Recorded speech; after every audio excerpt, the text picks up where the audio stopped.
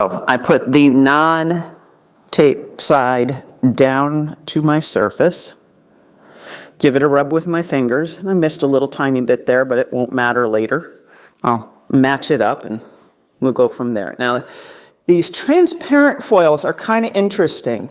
They're sometimes a little harder to get started with the peel off, but then once they do, they almost over-release. They kind of peel off in a big old sheet. Well, I scrubbed the tape off, so now the tape's off there. That's fine. So we're going to do this and give us good scrubbing.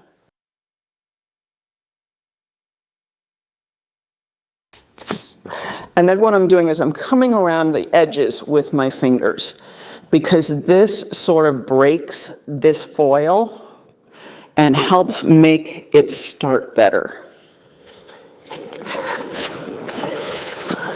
Again, my hands are